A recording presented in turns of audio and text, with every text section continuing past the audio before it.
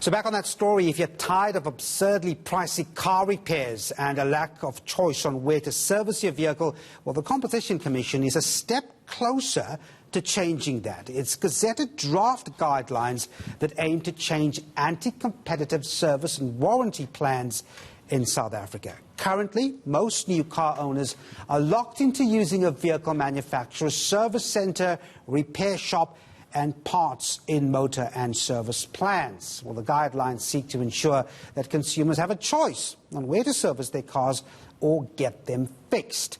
So let's get more details on this. Now, I'm joined by the Competition Commissioner, Nkosi Bonakele. Commissioner, thanks very much indeed for talking to us. So ultimately, the Commission feels that when it comes to service centres and repair shops, there is dominance and you want to get more independent producers or people on board here. Yes, that's correct. So the limited number of service providers where you can take your car. If you recall now, your in-warranty car, you can really take it to an OEM approved dealership. So if you have a BMW, you go to a BMW dealership in order to service your car. If you want to repair it, you go to a BMW approved repairer. Yep. We're saying there's no need for that. You can open up that market to competition, which will eventually bring down prices. But let me ask you this. What do you say to people that say, look, these are vehicles that are hundreds of thousands of rands. How do we guarantee quality? And I believe there's also an issue of genuine parts. It could instill a bit of apprehension with people, wouldn't it? Well, I can understand that.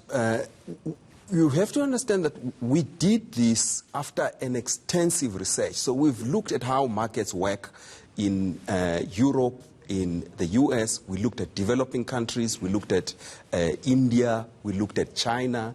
And so what we have here is really the best practice. So what everybody in the world accepts is that a consumer makes a choice.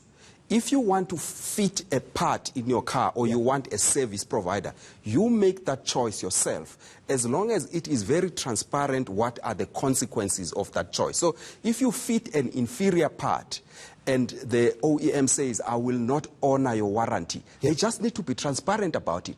Just like if they want to sell you what we call a motor plan or a service plan, they need to tell you how much it is.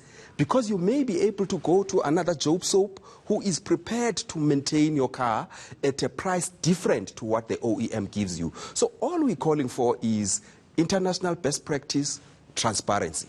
All right, so you've gazetted, you've published it for public comment, but I believe this came after you trying to talk to the manufacturers, particularly NAMSA as a big body here. What's been that looking like as you got to today? Well, we've been talking to them since about 2017 to say this is international best practice. This is based on research. This is not something we just dreamt about. We wanted ideally to have it done voluntarily through an industry code. Unfortunately, the negotiations of that code sort of collapsed, and we are now unilaterally publishing it as a guideline. So, I mean, at the moment, this is my final question, you have a lot of scenarios, a lot of cases where people have their warranties lapsed. It might be a huge dent on the car, perhaps a mechanical fault in the engine, and there's nothing anyone can do about it because that warranty is not honoured. How long does it take before a law like this kicks in? Well, we having it as a guideline. The law, remember, is already there that prohibits some of the things that we believe prohibits some of the things that they are doing.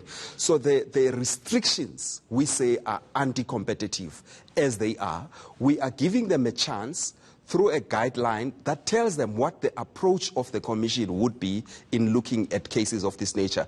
We do have a number of complaints by independent repairers, by consumers, that this market is closed and we need to open it up a bit. Now, we can only do that through complaints and prosecution of those complaints. But we're saying before we can embark on such drastic steps, it is better to provide a guideline of this nature. All right, so submissions, I would imagine, open up for about a month or so and close around about mid-March, I would imagine. That's correct, and we're hoping that the drivers, the consumers themselves can also participate so that we don't just deal with industry alone.